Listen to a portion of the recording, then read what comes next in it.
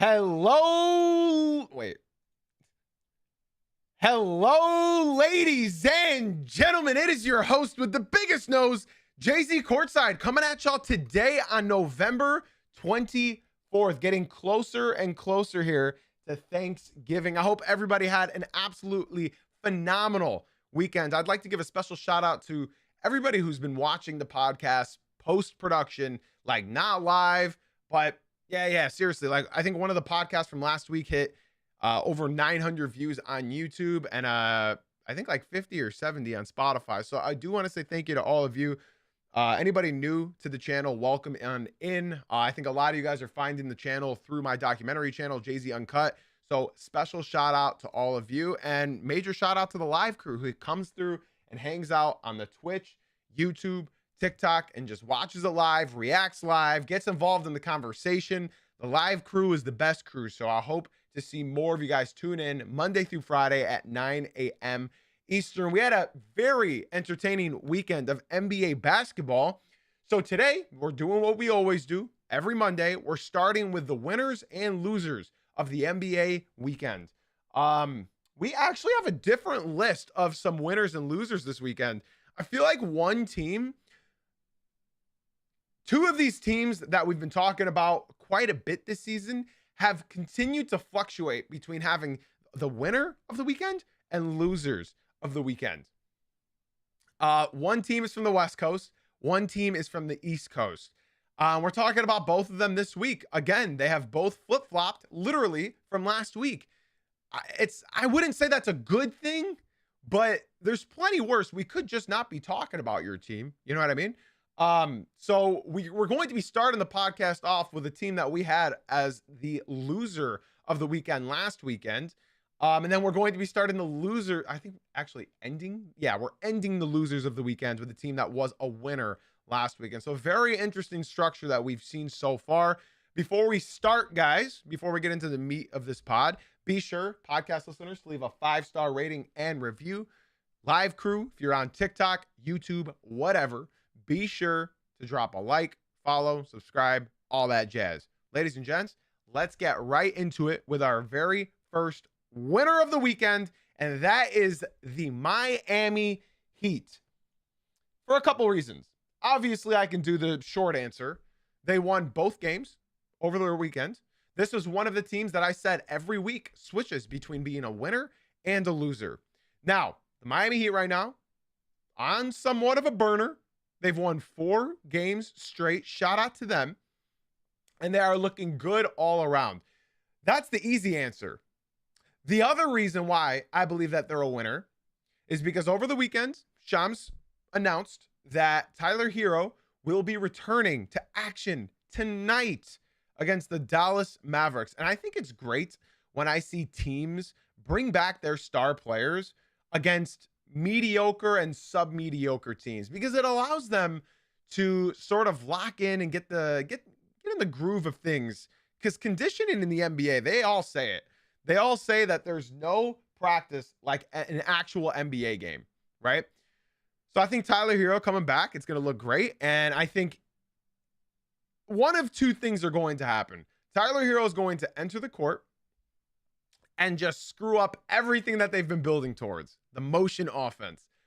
I don't think that's realistic. I think you're adding such a prolific scorer, shot creator, even playmaker. I think Tyler Hero is going to just come in and inject offense into a team that is already the number one in offense around the league, averaging 125 points per game as a team.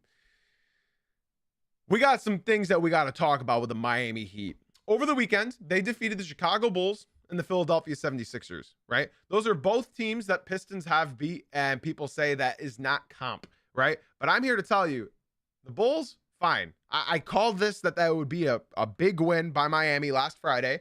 I said the Bulls just came off of a long West Coast trip, so they're going to come back and they're going to have tired legs. And my God, did they have tired legs. Khalil Ware was jumping out of the building, right? Bam Adebayo, good game. Honestly, I think the Bulls game was sort of a team effort. I think everybody did their thing. Khalil Ware led the pack with a double-double, being a 20 and 14 game. But I don't even really want to talk about that Bulls game, because I would much rather talk about the 76ers game, because it was a real hard fought game. The Miami Heat, bro. I mean, this roster is just so much fun. I would like to say, two of the former Detroit Pistons, Simone Fontecchio for the Miami Heat and Tim Hardaway Jr. for the Denver Nuggets, have both finally come back to earth.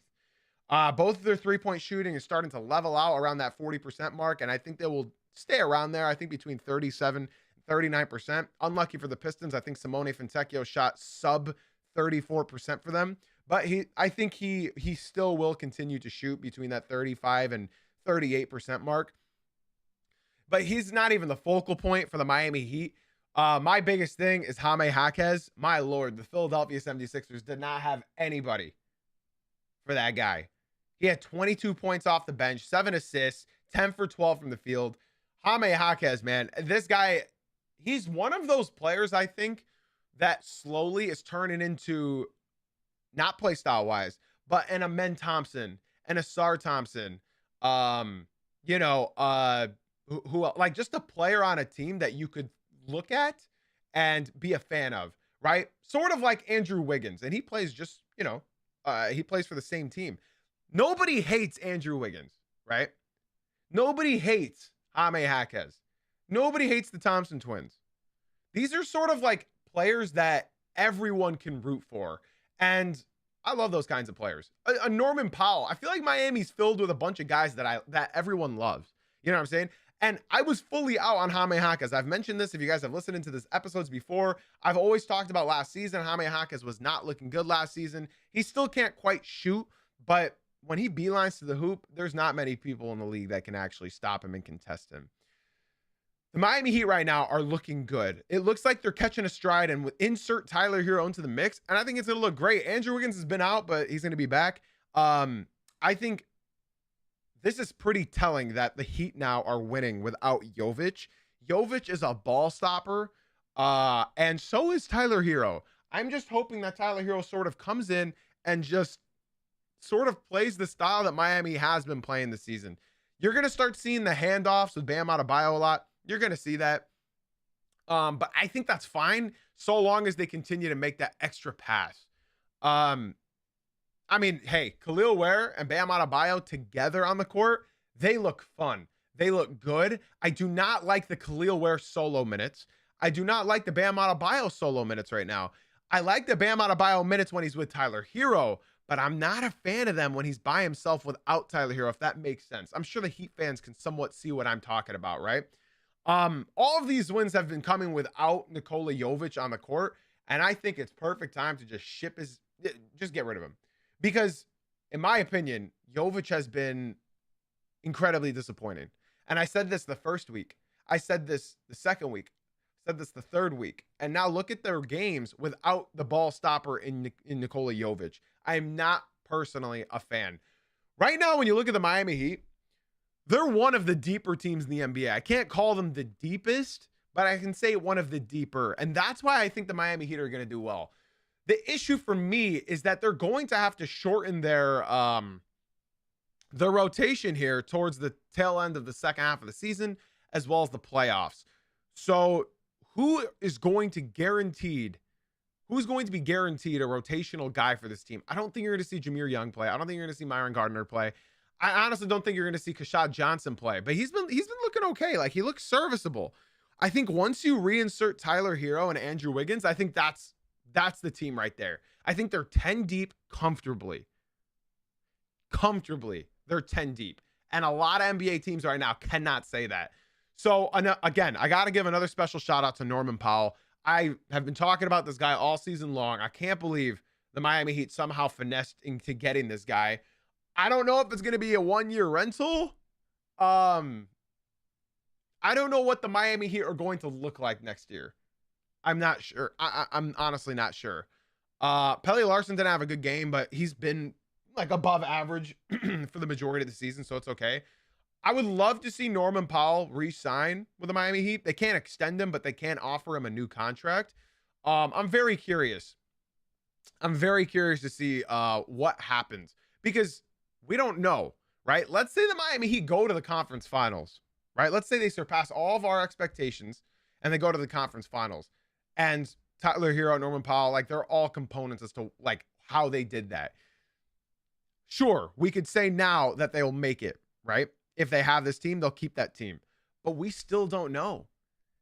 We still don't know if Tyler Hero is going to reinsert himself and all of a sudden be a good team player to this, right? I don't think I have to disagree with the TikTok saying that Khalil Ware is going to be taking Bam Adebayo's starting spot. Khalil Ware sucks when he's on the court without Bam Adebayo, and Bam Adebayo doesn't suck when Khalil Ware is not on the court.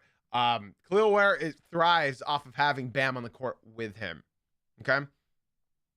So overall, to finish up this conversation with the Miami Heat, I'm going to say this. They are one of the two teams that every week switches between a winner and a loser. And I think personally, this could be the first weekend where the Miami Heat don't flip-flop to being a loser next weekend. So come next Monday, this is the first time where I can look at them and say, I don't think they're going to be a loser of the weekend next week, because that's how it's been all season long. They're a winner one weekend, the next weekend they're a loser. They're a winner the weekend after that, and then they're a loser the following weekend. So the schedule for the Miami Heat right now, today they're up against Dallas. That's a win, right? Wednesday they're up against Milwaukee. That's a win, depending on whether or not Giannis is playing. And then Saturday they have the Detroit Pistons. I believe that's at home. Yeah, that's in Miami against the Detroit Pistons, right? So when you look at that, I think that's a real test for both teams. I think the way Miami plays is really, really tough, especially against a team like Detroit. And I think the way that Detroit plays could take major advantage of how the Miami Heat play.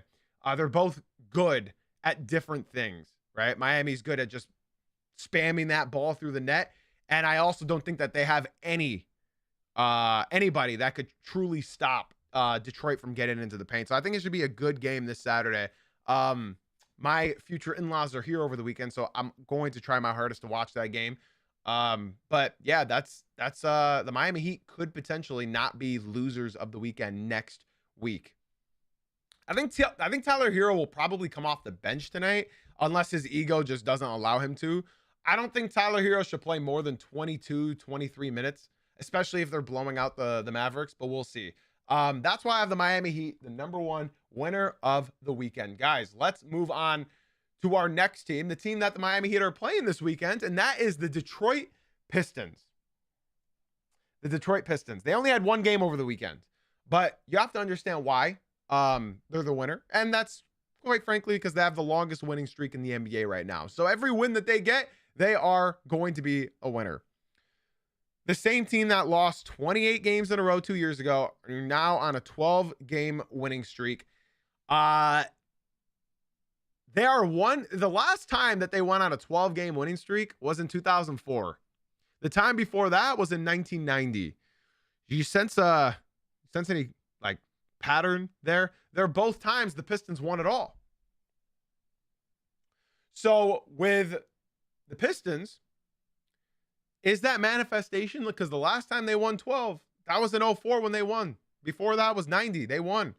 13 is the all-time record for Pistons wins in a row in their entire franchise. They've done it multiple times, but 13 is the most amount of wins in a row for the Pistons. And they play tonight in Indiana. And then I believe Wednesday, who do they play on Wednesday? For some reason, my thing is not working. So the Pistons play, my apologies. They play in Indiana tonight. Realistically should be a win, but they're terrifying. And then this Wednesday, they play on ESPN against the Boston Celtics. And then, I didn't even realize this. The Pistons play the Orlando Magic on Friday, and then on Saturday, they play the Miami Heat. Oh, that's hella unfortunate. Wow, that's a tough schedule. That's 4 games in, 6 nights? Oh, that's tough. Yeah, I think the win streak is going to end at some point this week for the Detroit Pistons, unfortunately. They have 4 games this week. Pacers tonight. So in Indiana tonight, then in Boston on Wednesday, Then in Orlando, or no, I guess at home in Detroit against Orlando. Wow, what a tough schedule. I think if the Pacers, Celtics, or Magic don't end the win streak, I think it's pretty much guaranteed that Miami will end the Pistons win streak on their back-to-back. They got to fly into Miami in the middle of the night on a back-to-back. That's tough. That's tough. I didn't realize that. I'm not that excited for that game now. I didn't know that was on the second leg of a back-to-back. That's unfortunate. So it looks like they could end the win streak, and there's not much shit I could say about that. On the second leg of a back-to-back, they got to travel. They'll land there at 1, 2 a.m., 3 a.m. That's unfortunate. But to still be in a position like that, I think it's still incredible, and it speaks volumes to the team. The Pistons are 14-2. They are 2.5 games above the second seed, and we shall see. Wow, the Heat will have 2 full days of rest. Unfortunately, I gotta say that sucks. Yeah, that sucks for Pistons fans. The Miami Heat are going to have 2 days off before that game. Yeah, they're gonna have 3 days. No, they don't. They play Wednesday, and then they don't play until Saturday. Wow. So, okay, realistically, Miami should run Detroit out of the gym that game, but we'll see. Detroit, they won the back-to-back when they landed in Atlanta. They won that game this week. They played Monday against the Pacers, and then they had to fly down to Atlanta. So, who knows? I guess we'll find out. That's a major disadvantage for the Pistons, though. Just to bring up, yeah, that's a major disadvantage. Landing in Miami. Listen, I'm going to root for my team nonetheless, but that's a major disadvantage. The Heat have 3 days off. I guess 3 days between that game and that game. Yeah, that's great information to have, Mr. Miami. So thank you for that in the TikTok chat. Okay, so the Pistons, winner of the weekend. I want to say how they won this game, right? We all understand that the Pistons have a top defense in the NBA. They also, here's the thing about the Detroit Pistons. They score the most points in the paint in the entire NBA.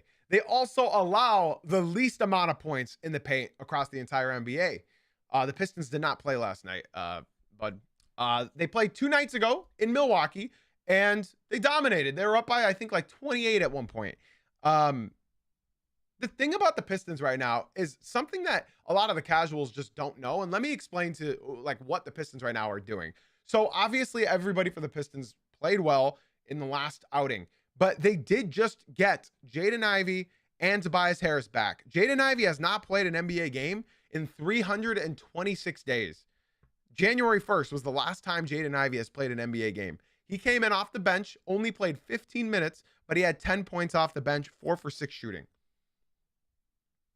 Tobias Harris hasn't played basketball in over 3 weeks. He came in 18 points, 5 rebounds, 4 assists, 7 for 9 from the field, and he was a plus 25 when he was on the court. Major shout outs to Duncan Robinson. He has come into Detroit and already been one of my favorite players for the team this year. 5 for 6 from deep, 15 points. Asar Thompson absolutely clamped whoever he was guarding, Ryan Hollins to Kyle Kuzma to whoever the hell else was trying to shoot on Asar Thompson. He clamped them up all game long. He's finally ramping up his production since he came back from injury. Jalen Duren only had 6 rebounds and 5 assists. I think he was still a little bit hungover from turning 22. They were celebrating in Atlanta, so I think he was a little bit, out there. And then Cade Cunningham, 29 points, 10 assists, 8 rebounds. Could have had a triple-double if you wanted. Efficient night, 3 for 6. It looks like Cade's 3 is back. And then, like I said, off the bench, they played, the Pistons played 13 guys. To feed off of this, the Pistons are still missing Marcus Sasser, right? So Jaden Ivey's back. He's probably going to be starting soon, although he's making it very difficult for me to say Duncan Robinson just automatically come off the bench, because the way Duncan has been playing this year, I don't want anybody else on the court. Duncan is just incredible. But Jaden Ivey is going to come back. He's going to shoot over 40% again from 3 this year. And I think the amount of energy that he's going to bring onto the court will help alongside Cade Cunningham very well. The Pistons play 13 guys, right? And somebody just asked me in the TikTok, are the Pistons the deepest team in the league? No. Nobody's deeper than the Thunder. I'm a Pistons fan, and even I can recognize that. Nobody is deeper than the Thunder. They by far, I mean, you can cut the Oklahoma City Thunder's roster in half, and that other half, like without J-Dub, Chet, Shea, would still be a playoff team. That's how good the Oklahoma City Thunder are. I don't think Jaden Ivey should be a six man. Jaden Ivey is a starter. People forget that he shot 41% from three last year, right? 41% from three, and his finishing is like he can already get to the hoop easily, right? Easily. Duncan Robinson on the Detroit Pistons right now has looked so different than what I've been used to watching him on the Miami Heat. I feel like Duncan's personality has sort of completely changed. He was such a defensive liability for the Miami Heat after watching them for so long. And all of a sudden, the season started with Duncan Robinson just foul, foul, foul, foul, foul, foul. Duncan Robinson fouled out of 2 games so far in this season. All of a sudden with the Detroit Pistons, the last 2 weeks, Duncan Robinson's defense has been like, normally teams target him. Teams have not been able to target him because the team is helping him. And all of a sudden, Duncan's effort, I think his effort alone has just made me feel so good about him. To the point where I'm saying I would rather have Duncan Robinson over Malik Beasley. Obviously not last year Malik Beasley, but this year Malik Beasley. Because, I mean, Malik Beasley isn't playing, but he's not going to be able to replicate what he did in the past. We all know that season that Malik Beasley had was not going to be repeatable. And what Duncan has shown me right now has sort of like, I mean, bro, he's getting 2 steals in a couple of these games in a row, right? Like, his defense has looked great. His playmaking is great. And alongside Duren, it's an absolute sight to see, man. Because I know how good Bam Adebayo and Duncan Robinson were together. And to see Duncan and Jalen Duren sort of get that connection now, it's beautiful. It's absolutely beautiful. I mean, it all starts with Cade Cunningham, but right now I think that they're the best 1-2 punch in the league. I don't think there's another 1-2 punch quite like Cade Cunningham and Jalen Duren. I think everybody expected it to be De'Aaron Fox and Victor Wembanyama or Shai Gilgeous-Alexander and Chet Holmgren. No, Cade Cunningham and Jalen Duren right now are the best 1-2 punch in the NBA. If this continues, Jalen Duren's going to be an all-star. If this continues, Jalen Duren's going to be an all-NBA. If this continues, Cade Cunningham is going to be first-team all-NBA. Nobody can deny that. Cade over the last 9 games is averaging 32 points, 12 assists, and 10 rebounds over the last 8 games or 9 games, whatever it is.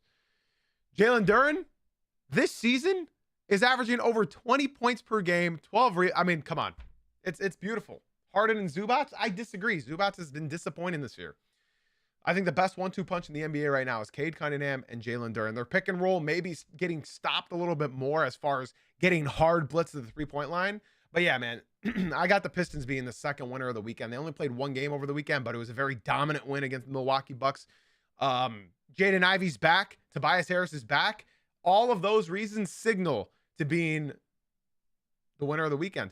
Another special shout out to Big Beef Stew in the Paint. Love me some Isaiah Stewart. 3 blocks. He had 2 of them in 1 possession. It's beautiful. It's beautiful. I am such... I'd like to say this for everybody watching in the TikTok. I see there's 75 of y'all in there. Shout out to everybody in the YouTube and TikTok. If you guys would like to talk with me more so that I don't miss any of your comments, be sure to swing on over to the Twitch stream. We record all of these, post them on Apple, Spotify, everywhere. So if you guys would like to come through to the Twitch, the link is in my bio. If you're wondering what the Twitch name is, it's JZ Uncut. The link is in my bio. I'm a huge Heat fan, but first and foremost, I'm a Pistons fan, and I've been a Pistons fan my entire life. So I love giving those team props. If there's a team that I root for in the East other than us, it's the Miami Heat. If there's a team in the West that I root for, it's the Denver Nuggets. I'm a huge fan of basketball, and those teams play the best basketball in my opinion. Now, for our final winner of the weekend, guys, this is going to be a little bit quicker than the last 2. We have the Toronto Raptors. Let's not really talk too much about the weekend itself for the Toronto Raptors because they beat teams that they're really supposed to beat. They crushed the Wizards 140-110, and then they crushed the Brooklyn Nets 119-109. I don't really care about those 2 games. What I care about right now is that the Raptors right now have won 7 in a row. 7 in a row. They're 5th in points scored per game. They're 2nd in assists. They're 4th in field goals made. They're 3rd in field goal percentage. The only team this thing can improve upon is their perimeter defense and their perimeter shooting. They're bottom 10 in the league, right, at perimeter shooting, and they are middle of the pack defensively. But this team is going to look much, much better. So if you look at their schedule, people say that, the schedule's fraud. Let's look at their last 7 games that they won, right? The Brooklyn Nets, worst team in the league. Cleveland Cavaliers, that's a good win. Indiana Pacers, one of the worst teams in the league. Charlotte Hornets, one of the worst teams in the league. They barely beat them as well. The Philadelphia 76ers, they're on a slide right now. The Wizards, one of the worst teams in the league. The Brooklyn Nets, one of the worst teams in the league. Now, I am not one person to say fake win streak. It's a fake win streak. I'm not here to say that, right? When you look at their entire schedule, right? They started off horribly. I just want you to look at their schedule real quick and let me know how many playoff teams you see. We're going to count playoff and play-in. So 1, 2, 3, 4, 5, 6. I guess they're not. Wait, hold on. No. We're only at 4 right now. Because they're technically not play-in or playoff. 5, 6, 7, 8. Technically, they have 3 play-ins. So they have 5 playoff teams and 3 play-in teams. And they have won 7 in a row. Now, it's not the easiest schedule, and it's definitely not the hardest schedule. Here's the thing. They're winning their games. And in my opinion, they're doing it by committee right now. Against the Brooklyn Nets, look, all their starters scored double digits. And then the first 3 guys off the bench also scored double digits. They're playing by committee. They're playing together. They're having fun. And I think that's the most important thing about the Toronto Raptors. Just look at this stat line right here, which I loved. I watched a good bit of this game just in the first half. Brandon Ingram, 24 points. RJ Barrett, who is getting 0 plays ran for them. 0 plays ran for them. And he's been one of the best bright spots for this team. 24 points, 8 rebounds, 4 assists. Scotty Barnes is just slowly improving. Montverde is going crazy right now with Cade Cunningham on one side and Scotty Barnes on the other. And then obviously Emmanuel Quickley is starting to wake up. I know a lot of Raptors fans were really pissed off at Emmanuel Quickley's contract, but it's looking somewhat movable. If he continues playing like this, y'all, it's looking movable. Why can't this team move Emmanuel Quickley if they just continue to play through him a little bit? He's playing well. And then shout out Mamu. I love Mamu off the bench. I wanted Mamu for the Pistons bench. He's playing incredibly well. Came from the Spurs. He's a really, really, really good shooter, good hustle guy. He's just a great addition to the Toronto Raptors. I like the roster for the Toronto Raptors. Whether or not they're going to continue staying in the 2nd seed, I think I'd like to lock them in for a playoff spot. I mean, they're fun to watch. If you guys haven't watched the Toronto Raptors, I highly recommend y'all tune in to at least a game. They played a night against Cleveland. That's a good game. That's a good game, right? Okay, now, I'd like to say again, for anybody watching on YouTube or TikTok, be sure to swing on into the Twitch so you can get more involved in the conversation that we have on stream. Jay-Z Uncut on Twitch. The link is in the bio, guys. The link is in the bio. All right, now, we're going to move on to our losers of the weekend. Now, these teams, they may not have actually lost their games over the weekend, but they received news, or they did lose, or both, right? At number 1, I would like to start, again, podcast listeners, be sure to leave a 5-star rating and review. If you guys are enjoying the stream, be sure to drop a follow, like, come through to the Twitch stream to watch live with us. Be involved in the conversation. Number 1, we have the Denver Nuggets being my number 1 loser of the weekend. And this kind of sucks to even talk about, but as we all know, Christian Brown, their starting shooting guard, has went down with an ankle injury, and he will be reevaluated in 6 weeks. He won't be back until end of January, maybe early February. Christian Brown gets them 12 points a game and a lot of easy buckets. So this is not good. This is not good whatsoever. But it was just announced that Aaron Gordon, in their loss against the Kings, has suffered yet another hamstring injury. Guys, Aaron Gordon is 30 years old. He's a player that relied on his athleticism for his first 10 years into the NBA. Aaron Gordon is shooting 45% from 3. 45% from three, and he just hurt the same hamstring he hurt last year in the playoffs that forced them to lose in 7 against the Oklahoma City Thunder. They are going to be missing over 30 points per game from this team with the losses of Christian Braun and Aaron Gordon. That is not good, guys. That is not good at all. And in that same night that the injury happened, they also lost to the Sacramento Kings. We'll talk about them later. Don't you worry. The Denver Nuggets right now, their goal should just be, let's not kill Jokic by the All-Star break. This is scary. We have entered scary hours for the Denver Nuggets. Now, we all know that their team is very strong, very good, and much deeper than it's ever been. But now they're missing 2 starters, and not just 2 starters. They're missing over 30 points per game. Christian Braun gets them so many easy buckets. Aaron Gordon gets them so many easy buckets.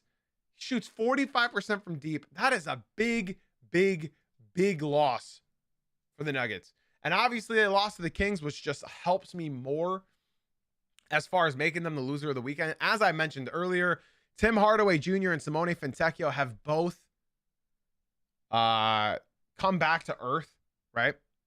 So this is tough. Jonas Valanciunas has been playing 12 to 15 minutes a game right now for the Denver Nuggets, which has been great for Nikola Jokic. But now, what does this mean for Jokic? Is Jokic all of a sudden going to have to start playing way more than he did before? That's not good, man.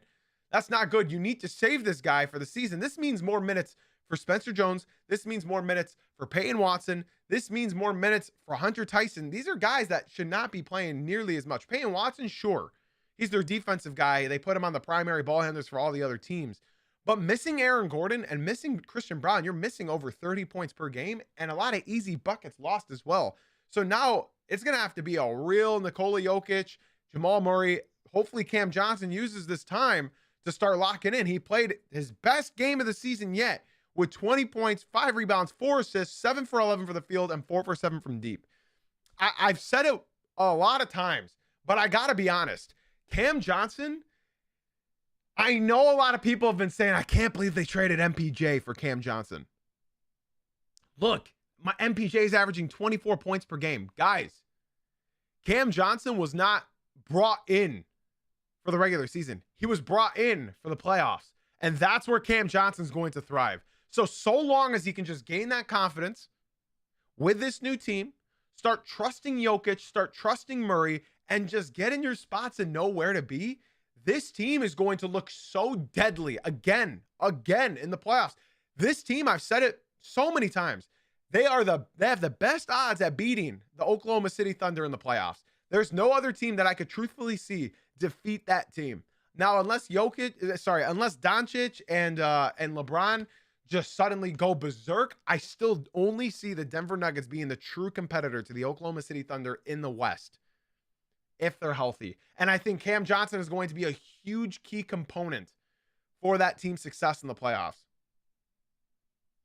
So again, they are my number 1 loser of the weekend. Unfortunately, losing Aaron Gordon is bad. Losing Christian Braun is bad. I hope that this team can just lock in and start playing by committee. Next man up. A lot of teams play next man up. The Pistons, the Heat, the Thunder.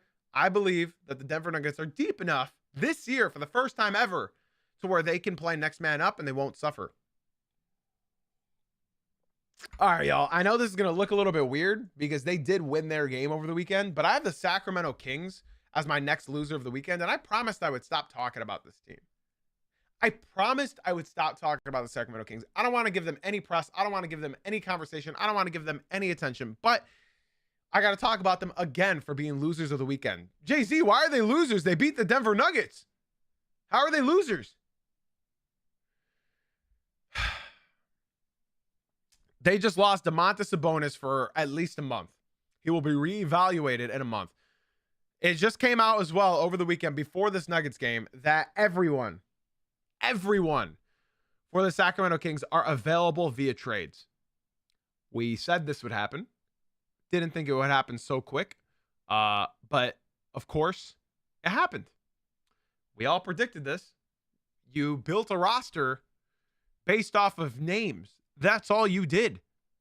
We need to get the FBI investigating this franchise because it's absolutely disgusting to see such a franchise be so poverty for so long. So let's look through this roster and I can show you who's available for this team. DeMar DeRozan, available. Keon Ellis, available. Zach LaVine, available. Malik Monk, available. Domantas Sabonis, available. Dennis Schroeder, available. Nobody's going to want that contract. Russell Westbrook, available. Nobody's going to want Russ. De'Aaron Fox, they traded him. And they should have traded Domantas Sabonis while his value was up. Instead, now, Domantas Sabonis is hurt.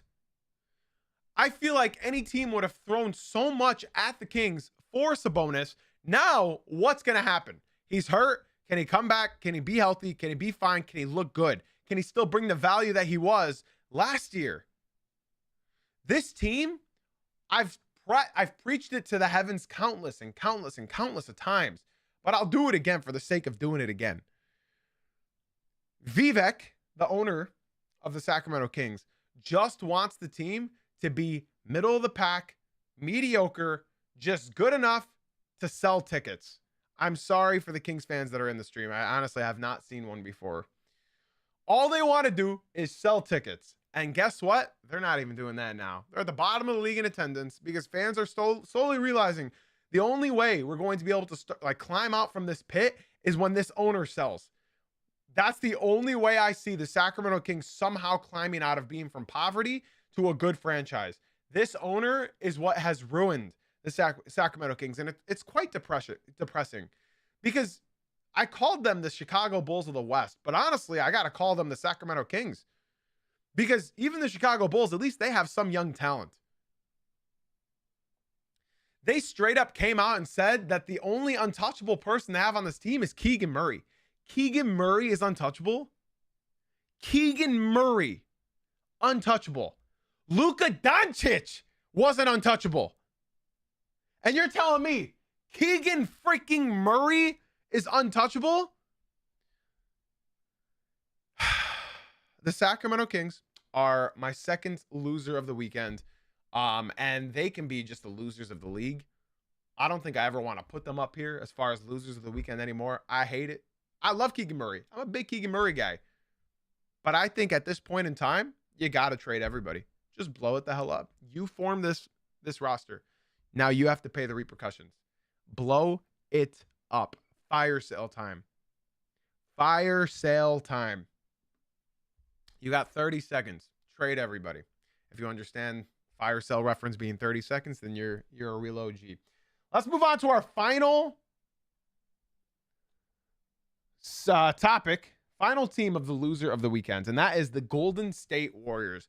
If you guys remember at the start of this episode, I said there are two teams that have completely flip-flopped every single week from winner to losers of the weekend, and that is the Miami Heat and the Golden State Warriors. Now, why do you ask? They have lost 3 straight again. They've lost 3 straight after winning 3 straight. This team just received some even more bad news. Jonathan Kuminga is injured with no timetable to return. The guy that they wanted to trade, the guy that they didn't want to extend, the guy that they didn't want in Golden State anymore, the guy that's the scapegoat every week, every time something goes wrong, the guy that is undeserving to be a scapegoat, Jonathan Kuminga, is out. Is this a ploy to get him traded? Is this finally it? We're going to see Jonathan Kuminga get traded. He's going to be freed from the shackles that is Golden State. The vibes on this team are looking horrendous right now.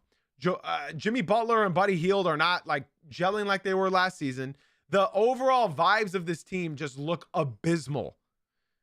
Absolutely abysmal. Curry is dropping 38, 45, 48 points almost every single night, and they still can't get it done. I don't know what more I can say about the Golden State Warriors. I've talked about them a lot this season. They don't look good. They look old. They look slow. They're getting ran off the court 90% of these games. They don't have shooting when shooting is their repertoire. It's their forte. They're losing to the Magic. They're losing to the Heat. They're losing to the Blazers again. They are the 8th seed in the West. Are the Golden State Warriors still a playoff team? Is this still a playoff team, or are they just destined to be in the play-in yet again? They can't put points on the board. They're middle of the pack at defense. They can't rebound the ball. They can't block. They're not making any shots. The only shot that they're prolific at are three-pointers, and that's because they not only attempt the most three-pointers, but they're making them too. That's the only reason they're in any of these games. That's the only reason the Golden State Warriors have any wins this season. It's just because they're shooting. I think running Draymond Green at the center in 2025 is washed. It's not working anymore. If you guys have watched this team, they have Draymond Green guarding Donovan Clingan. They have Draymond Green guarding Khalil Ware. Draymond Green is not a basketball starting center in 2025. That's the sad reality of the Golden State Warriors. And this is how it's going to continue to be for a long time until they decide to get an actual center for the end of Curry's campaign. This is so depressing to see one of the greatest players in NBA history have to play all of these years without an actual center. Festus Ezeli, Andrew Bogut, 39-year-old Al Horford, Quinton Post, Draymond Green. Can we get this man a center? I hate it. I truly hate to see a great like Steph Curry have to end his tenure like this.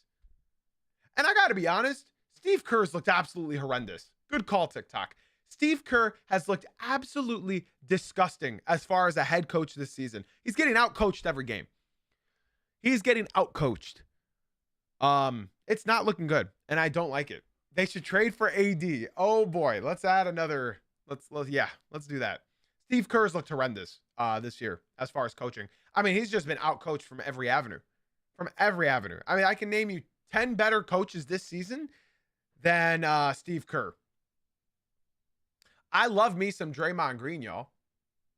So for the TikTok telling me keep Draymond out your mouth, I love Draymond Green. He's from Saginaw, Michigan. He's a major Pistons fan. I love Draymond Green. He went to MSU. I love Draymond Green. But as far as being a starting center in the NBA in 2025, there's levels to this. Things need to change. Things need to change. They should have got them a center. They should have gotten them a center. This is depressing as hell. Maybe they can get Zach LaVine for low, but that's not going to help their defense. That's not going to help their rebounding. They need some rebounds, and they're not getting them.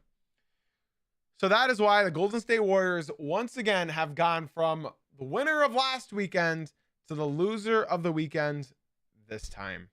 Ladies and gents, boys and girls, TikTok, YouTube, if you guys have enjoyed the stream, be sure to swing on into the Twitch stream because that is going to be the end of the podcast.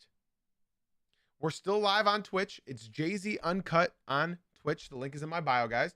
Be sure to drop a follow if you are new. We do these live shows Monday through Friday at 9 a.m. Eastern. Again, drop a follow so that you guys can tune in and day out. We do these morning shows Monday through Friday at 9 a.m.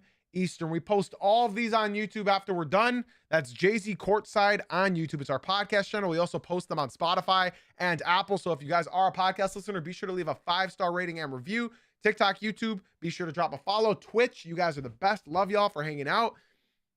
That's all we got for today, guys. We will be back tomorrow morning at 9 a.m. Eastern. We are having podcasts throughout the holidays as well. I am not going to Michigan for Thanksgiving. Okay, so guys, again, be sure to drop a follow, whatever platform you are listening to. Drop likes, drop follows, drop subs, and be sure to leave a 5-star rating and review on Apple Podcast and Spotify. Appreciate everybody for watching and listening, and we will be back tomorrow morning at 9 a.m. Eastern. Thank you for being here. Thank you for being you. And as always, guys, thank you for watching / listening. Have a blessed day, everyone. TikTok, we are wrapping up. We are still live on Twitch. Jay-Z